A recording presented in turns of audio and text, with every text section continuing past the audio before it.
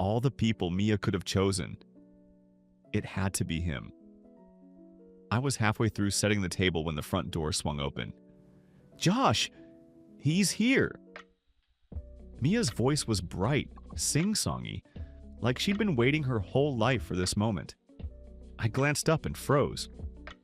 The guy standing beside her, tall, broad shoulders, dark hair that looked almost black under the hallway light. He had that calm, steady presence people can't fake. My chest tightened before I could even process it. For a second, I couldn't breathe. The room tilted like the air had been sucked out of it. "Josh, this is Sam," Mia said, practically glowing as she clung to his arm. Sam. His name tasted bitter and sweet all at once. My stomach twisted. He smiled at me, polite, practiced, like nothing was wrong. "Hey, it's good to finally meet you." I forced a smile, too stiff, too sharp, but it was all I could manage. "Yeah, you too." My voice didn't sound like mine. Our eyes locked for half a second. His were green, sharp, restless. They flicked over me like a secret only we shared. I looked away first, my palms damp, my pulse racing. To Mia, it was nothing, just her brother meeting her new boyfriend. But to me it felt like the floor had dropped out from under my feet. Flashback. 2 years ago. I never believed in the whole love at first sight thing until that night. It was 2 summers ago, a Friday, and I'd let my coworker drag me to some bar downtown. Loud music, sticky floors, neon lights buzzing overhead. I was already counting down the minutes until I could slip out. Then I saw him. Sam. He was standing at the bar like he owned the place. Tall, broad, dark hair falling just right over his forehead. He didn't look restless like everyone else. He looked settled, steady, like the world would have to rearrange itself around him. Our eyes met across the crowd, and for a second it felt like I'd been punched in the chest.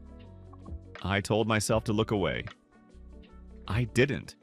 And when he walked over, sliding through the crowd like it parted for him, I swore my pulse could be heard over the music. "You look like you hate it here," he said, voice smooth, teasing. "I do," I admitted. He smirked. "Good." So do I. The rest of that night blurred. His laugh, the way his hand brushed mine like it was an accident, the way I leaned in without thinking. By the time we stumbled out into the warm night air, I was already hooked. He kissed me against a brick wall in the alley, and it wasn't sweet. It was desperate, like he'd been starving. My knees went weak. I let him take, and I didn't care. We didn't even exchange numbers that night. Just names. Just enough to carve him into my bones. But somehow we kept finding each other. Coffee shops, grocery store aisles, random street corners. At first I thought it was coincidence, then I realized it was choice. He wanted to see me again, and I wanted him more than I'd ever wanted anyone. It wasn't long before accidental run-ins turned into real plans. Dinner, movies, late-night drives, and then eventually nights together that bled into mornings. Sam's apartment became my second home. His bed, my favorite place in the world. We'd lie tangled in sheets until noon, laughing at dumb shows, sharing greasy takeout, teasing each other about everything and nothing. He'd call me out for burning pancakes. I'd steal the blanket every damn time. And in the quiet moments, when he'd pull me against his chest and rest his chin on my hair, I believed him when he whispered, "You don't know how much I need you." We had rules, though. No photos, no public hand-holding, no telling anyone. I swallowed my doubts because in those private hours, his love felt so real it burned. But cracks always show, even in the strongest glass. At first, it was little things. Him pulling his hand away too fast when someone walked by. The way his jaw tightened if I suggested dinner out somewhere popular. The constant shadow of fear in his eyes, and then it became big things. Me wanting to bring him to a coworker's wedding. Him refusing, saying he couldn't risk it. I told myself I could live like that, hide like that. But every day it ate at me a little more, being his secret, being the ghost of his life. Still, I loved him. God, I loved him so much it hurt. The night we broke up wasn't supposed to be the end. I remember standing in his apartment, clutching a tie in my hand. It's just a wedding, Sam. No one even knows me there. We can go as friends. He froze, his shoulders stiff. His green eyes hardened in a way I'd never seen before. Josh, don't do this. Do what? Ask you to stand beside me like I matter? My voice cracked. He turned away, running a hand through his hair. You knew what this was. I can't be what you want me to be. I can't. Risk it? I snapped. God forbid anyone sees you with me? Do you hear how pathetic that sounds? His silence was answer enough. I tried one last time. My voice shook, but I forced the words out. Am I not worth the risk? He didn't look at me, didn't say a word. Just grabbed his jacket, muttered, I'm sorry, and walked out. The door slammed, and that was it. I stayed on the floor of his apartment for hours, staring at the empty space he'd left behind. My chest felt carved hollow. A week later, I packed my things. I couldn't breathe in that city anymore. Every corner held his shadow. Every street reeked of his memory. So I went home, back to my mom's house, back to my sister, Mia. Mia was thrilled.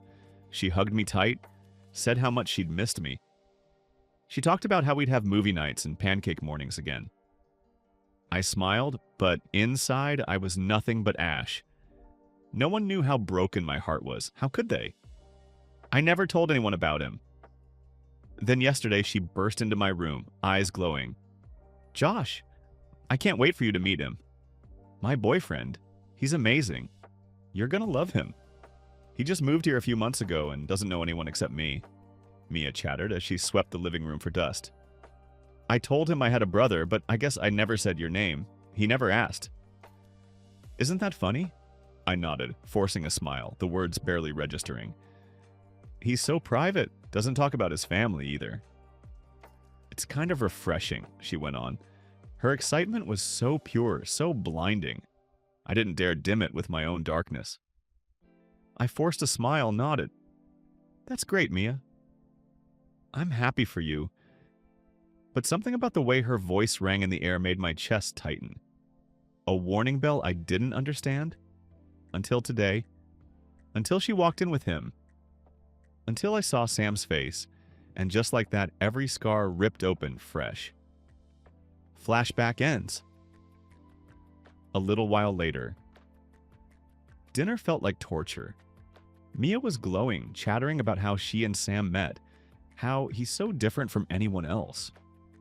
I pushed food around my plate, nodding at the right times, barely tasting the thing. Every now and then, I'd catch his eyes on me.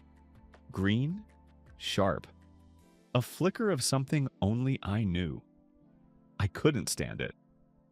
After we finished eating, I slipped away, claiming I needed some air. The hallway was dim, quiet compared to the dining room's laughter. I leaned against the wall, pressing a hand to my chest, willing my heart to slow down. Then footsteps. Sam. He stopped just in front of me, close enough that I could smell the faint trace of his cologne. Familiar, too familiar. My stomach nodded. Josh, he said, low, urgent. I stiffened. Don't. We need to talk. His voice was steady, but his eyes weren't. They darted, restless, like he was fighting every instinct to reach for me. I forced a laugh, bitter, sharp. About what? The weather? Dinner was great, by the way. Really loved the part where you sat across from me and pretended we're strangers. His jaw tightened. He took a tiny step closer. Please, just give me a chance to explain. With Mia, I could just act normal. Boyfriend, holding hands, family dinners, all that. With you, I was always terrified someone would see us and know who I really was. With her, it felt safe because it wasn't real, it was pretending. But with you, I couldn't pretend. That's what made it hard. That old ache surged in my chest, hot and dangerous. I met his gaze, my voice trembling, despite how hard I tried to sound cold. Save it. I don't want to hear anything else. I pushed past him before he could answer, my shoulder brushing his. For a split second, he didn't move. Then his hand twitched like he almost reached out but didn't. And I kept walking. 2 weeks later, dinner was over, dishes stacked in the sink, Mia already upstairs humming some happy tune as she got ready for bed. I, on the other hand, noticed Sam leave his jacket draped over a kitchen chair. In the bathroom, a new toothbrush showed up beside Mia's. Bit by bit, he was moving in, not officially, but enough that his presence settled like a shadow in every room. Trying to run away from it all, I wandered into the living room, restless, and found Sam sitting on the couch. The TV flickered, muted. I froze. He looked too comfortable there, sprawled across the cushions, his arm resting along the back like he belonged. Like this was his house, like this was his life. "Couldn't sleep?" he asked, turning his head just enough for me to catch the sharp green of his eyes. My throat tightened. "Don't do that." His brow furrowed. "Do what?" "Pretend we're normal." I stayed standing, arms crossed, every nerve in my body buzzing. He clicked the remote, killing the TV entirely. His attention, his whole damn presence, locked on me. "We're not normal." "We never were." "Right," I said bitterly. "We were a secret. A game. A shameful little thing you could hide in the dark." "Josh." His voice cracked just enough to sound human. I laughed without humor. "You dumped me a month ago, Sam. You don't get to sit here and pretend you still get a say." Silence. His chest rose and fell like he was holding something back, like a dam about to burst. Finally, he whispered, "I didn't want to leave you." My stomach flipped violently. Liar. But when he leaned forward, elbows on his knees, and looked at me like I was still the only person in the room, God help me, part of me wanted to believe it. "You were," he started, then cut himself off, like finishing the thought would be dangerous. "Don't," I snapped. His hand brushed the couch cushion close to mine. Close enough that if I shifted an inch, I bolted upright instead, heart hammering, and stormed upstairs before he could finish. 2 days later. The garage smelled like dust and old paint, the summer heat making the air heavy. I was lugging a box of winter clothes to the shelf when the door creaked. Sam slipped inside, closed the door behind him, trapped us both. "You've been avoiding me," he said. I didn't look at him. "Congratulations, detective." "Want a medal?" "Josh." He grabbed the box out of my hands, set it down with a thud that rattled the shelves. "Stop running." My temper snapped. I spun to face him, heat flushing my face. "Stop running? You left me, Sam. 1 month ago, you tore my life apart. You were the first man I ever—" My voice cracked, but I forced it out. "The only man I've ever been with. And you made me feel like a dirty little secret. And now you're in my house, with my sister, pretending none of it happened. So tell me, what the hell am I supposed to do? Smile and play along?" He just stared, chest heaving, his jaw tight. Then he stepped closer. Too close. I should have shoved him away. I should have screamed. Instead, every part of me remembered. His heat, his scent, his lips on mine. My body betrayed me, leaning in by instinct, my pulse racing. "Don't," I whispered, breath shaking. "Josh." His voice was low, wrecked, almost begging. For one horrifying second, it felt like we were seconds away from kissing. Seconds away from burning everything down. I shoved him back and stormed out, my hands trembling so hard I almost dropped the door handle. A month later. The clinic smelled like antiseptic and weak coffee. I sat in the tiny exam room, staring at the black and white sonogram print in my hand. 10 weeks, the doctor said gently, her voice calm, professional. "Everything looks healthy. The baby's developing well." The word baby made my throat tighten. Most people wouldn't believe it if I told them. Hell, sometimes I barely believed it myself. My body had always been complicated, born different, the kind of different no one talked about at school health classes. I had the parts most people expected, but also the capacity to carry a child. something my doctor had explained years ago as an intersex variation. I never thought it mattered. Never thought it would matter. Until now. Until Sam. He was the only man I'd ever been with. My first, my last. And now, without even knowing, he'd left me with a piece of him I couldn't ignore. The doctor smiled kindly. Do you have support at home? Someone to talk to. I forced a smile. Yeah, my family's great lie. If Mia found out the truth, if Sam found out, it would destroy everything. A few days later. The nausea hit hard and fast. I barely made it to the bathroom, gripping the sink as I heaved, my forehead slick with sweat. The sound must have carried because a knock came. Josh? You okay? Panic shot through me. His voice. Sam's. I'm fine, I croaked, wiping my mouth. The door creaked anyway, and suddenly he was there, filling the small space, his green eyes wide at the sight of me, pale and shaking. Jesus, Josh, he muttered, stepping forward before I could stop him. His hand brushed my back, warm, steady, familiar. I jerked away like his touch burned. Don't. His gaze swept over me, sharp and worried. You're sick. What's going on? You've been off. I know you. I swallowed hard, panic clawing my chest. It's none of your business. Just drop it. Like hell, he snapped, frustration bleeding through. Then softer, almost pleading, talk to me. Please, I couldn't. Not with him this close, not with the truth roaring inside me. So I shoved past him, muttering, stay away, Sam. Just stay away. But his silence followed me down the hall, heavy and knowing. And I knew, deep down, that the truth wouldn't stay hidden much longer. 2 weeks later. It happened late one evening. The house was quiet. Mia had gone to bed early, exhausted from work. I was in the kitchen, rinsing. And dishes, trying not to think about how much everything in my life felt like quicksand. Then I heard it. Josh. I froze, knuckles white on the edge of the sink. His voice, low, steady, unmistakably him. I turned. Sam stood in the doorway, arms braced against the frame like he'd been holding himself there for hours. His green eyes burned, sharp in the half-light. You keep running from me, he said softly. But you're going to listen this time. I opened my mouth to snap at him, to push him away again, but something in his face stopped me.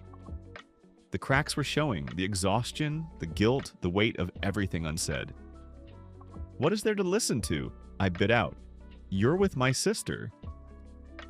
That's the beginning and the end of it. He flinched but didn't move. Instead, he stepped closer, voice rough. You think this is easy for me? You think I wanted any of this? Josh, my whole damn life I was told who I could and couldn't be. My father, God. He made sure I knew what he thought of men like me. Said it was disgusting, said it was shameful. I spent years convincing myself I wasn't this. His hand trembled as he gestured between us. Convincing myself I didn't want you. My chest ached. The words sliced into me, but I held my ground. So you used me as your dirty secret, and then you ran. You destroyed me, Sam. And then you show up here, dating my sister, and I'm supposed to what? Understand? His eyes glistened, anger and regret tangling in his expression. I didn't know she was your sister. I swear to God, if I'd known, and his voice cracked. Josh, I've been drowning without you. You're all I think about. Losing you was the biggest mistake of my life, and I can't. Don't, I warned, my voice shaking. But he pushed closer, chest heaving. I love you. The words ripped out of him like they'd been caged for years. I staggered back as if struck, my throat tightened, tears burning. I want to hate you, I whispered. His hand brushed mine. Lightning, memory, longing. He leaned in, gaze desperate. But you don't. And before I could stop him, his lips crashed into mine. It wasn't gentle. It was months of silence, regret, and fire breaking open all at once. My knees nearly buckled under the weight of it. For one reckless heartbeat, I let myself drown in him again. The taste, the heat, the way my body still betrayed me by melting into his. Then reality slammed back. Mia. The lies. The baby inside me. I shoved him, chest heaving. No, nothing can ever happen between us now. You're with my sister, Sam. That's it. That's the line. His face shattered, anguish spilling raw across his features. And before he could answer, I turned and bolted down the hall, leaving him standing there alone in the wreckage of everything we once were. A week later, it happened on a Sunday morning. Mia had dragged me to the farmer's market beaming, chattering about peaches and fresh flowers. Sam tagged along, of course, carrying her bags like the picture-perfect boyfriend. I kept my head down, sunglasses shielding my eyes, stomach twisting every time he brushed close. But the heat got to me. Or maybe it was the exhaustion. Or maybe it was the fact that I hadn't been able to keep food down that week. Whatever the reason, halfway through the crowded aisle, my vision blurred. The ground tilted. And before I knew it, my knees buckled. I woke on a folding cot in the back of a little medical tent. The air was thick with antiseptic. A nurse was taking my blood pressure. Mia hovered nearby, panicked, holding my hand. And Sam, God, Sam, stood behind her, eyes locked on me like he could see through every wall I'd ever built. You're dehydrated, the nurse said kindly. But it's not just that. Her voice softened, like she was delivering fragile news. You really should be seeing your OB/GYN more often, especially with how far along you are. The world stopped. Mia blinked. OB? What do you... Please, I croaked, my throat sandpaper dry. Don't. But it was too late. The nurse smiled gently, oblivious. Your baby's fine. Strong heartbeat. But stress isn't good for either of you. The silence that followed was nuclear. I watched confusion flicker in Sam's face, then slow, dawning horror. The truth was, barely anyone knew about my intersex body. Mia didn't, Sam didn't, not even most of my doctors back in the city. Only my OB at home had ever said the words out loud. Wait, what? Sam choked. Josh, is that even possible? The nurse started to explain, kindly about differences, but Sam's voice cut through. Is it mine? I stared at him, silent. He must have seen the answer in my eyes. Mia's jaw dropped. Sam's entire body went rigid, his green eyes narrowing as the truth detonated between us. Baby? Mia whispered. Sam's gaze tore into me. I wanted to vanish. I wanted the earth to swallow me whole, but the answer was carved into every inch of me, undeniable. It took a whole minute before Mia understood the situation. She staggered back like I'd physically struck her. What? How long has this been going on? Sam's hands curled into fists, his chest rising and falling in jagged breaths. I whispered, broken, I never want you to find out like this. Sam's face twisted. Grief, rage, love, everything colliding at once. And in that instant, the world we'd been pretending to balance came crashing down. That night, the house was ice. Mia locked herself in her room, no sound but muffled crying through the wall.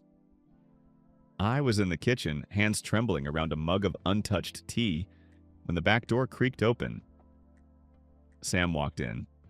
He looked wrecked, hair disheveled, shirt wrinkled, eyes bloodshot like he hadn't stopped replaying the moment all day. His stare pinned me in place. You should have told me, he said, voice low and hoarse. I couldn't, I whispered. You think I wouldn't want to know that I... His voice cracked, then roared. That I'm going to be a father? The word father split me open.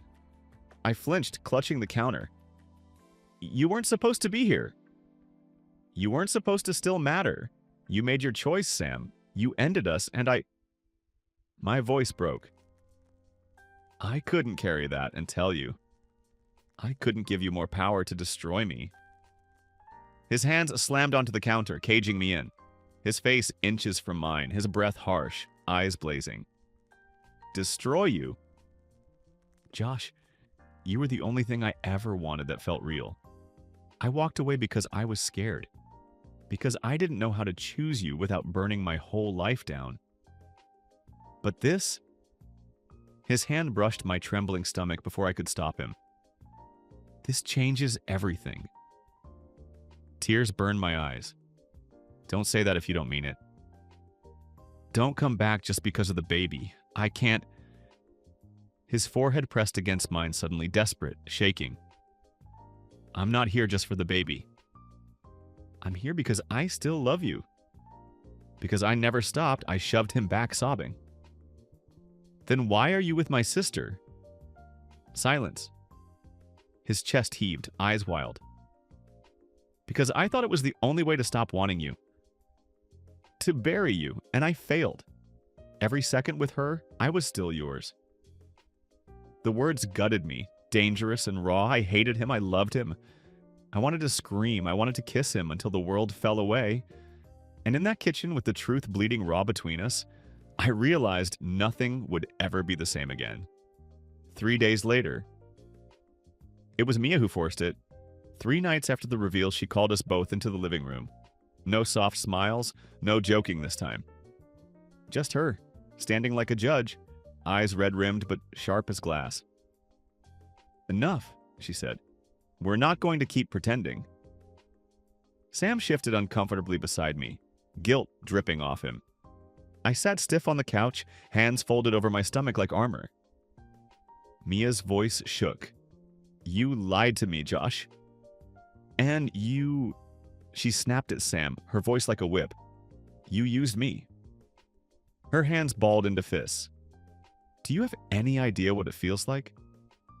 To be the placeholder between the two of you? Sam's head dropped. Mia, don't you dare say my name like that. She cut him off, fire blazing. Tell me the truth. Right now, do you love him? The room turned electric. Sam looked at me, then back at her, throat working. His lips parted, and he said raw, shaking, yes. It was the truth he'd never dared speak before. Mia's face crumpled.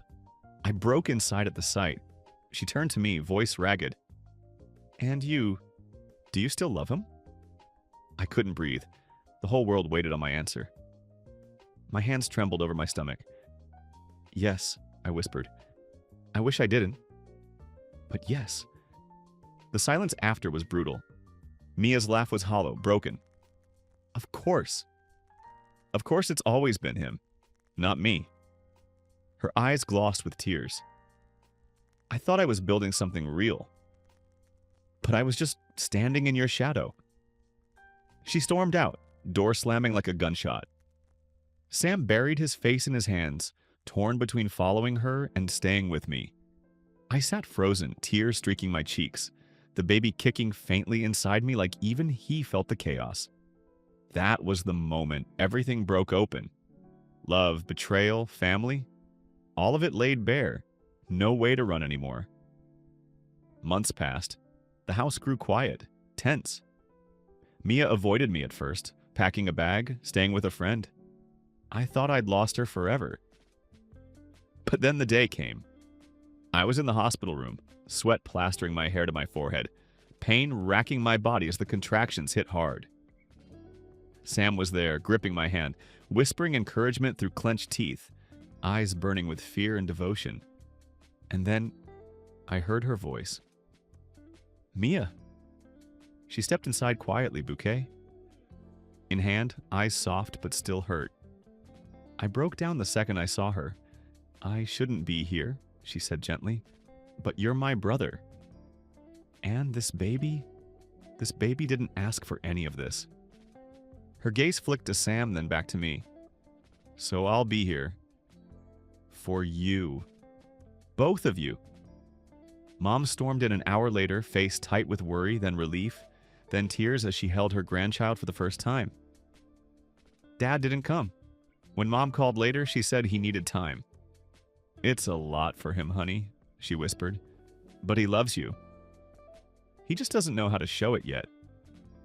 I looked down at my son and hoped, someday, that would be enough. The tears blurred everything, and then the world narrowed to the sharp cry of my child entering it, tiny lungs wailing. The nurse placed him in my arms, small, warm, so impossibly real. Sam's hand covered mine, trembling. "He's perfect." His voice cracked, and for the first time, there was no mask. Just love, raw and terrifying. Mia watched us, tears slipping down her cheeks, and instead of anger, there was something softer. Not forgiveness, not yet, but a start. I looked down at my son, then up at both of them, heart swelling. "We're going to make this work," I whispered. Somehow. For him, and for the first time in months, I believed it. 3 months later. It's been 3 months since that night in the hospital. The baby, our baby, has changed everything. His laughter, his tiny fists, the way his chest rises and falls against mine when he sleeps. It makes all the mess feel survivable. Sam moved back into town, not in a blaze of grand declarations, but in the quiet ways that count. Midnight feedings, rocking the baby when I can't keep my eyes open, cooking breakfast before work. Sometimes when he thinks I'm not looking, I catch him staring at us like he still can't believe this life is real. Mia comes by on Sundays. She brings groceries, holds her nephew, even jokes with Sam once in a while. Things aren't perfect. There are wounds between us that may never fully heal. But she's here. That's enough for now. I look at my son and realize this is the strange, fragile, beautiful family we've built out of heartbreak and chaos. Nothing like the one I imagined. But maybe that's the point. Sometimes love doesn't look like the fairy tale. Sometimes it looks like survival. Sometimes it looks like second chances. And when Sam curls around me at night, whispering promises against my skin, I let myself believe them. Because in the end, we're still here. We're still us. And for the first time in a long time, that feels like enough. The end. Would you forgive love if it came back wearing the face of betrayal? Thanks for watching. Subscribe to become part of our Rainbow Force and consider joining our membership for early access and exclusive content. Stay wholesome.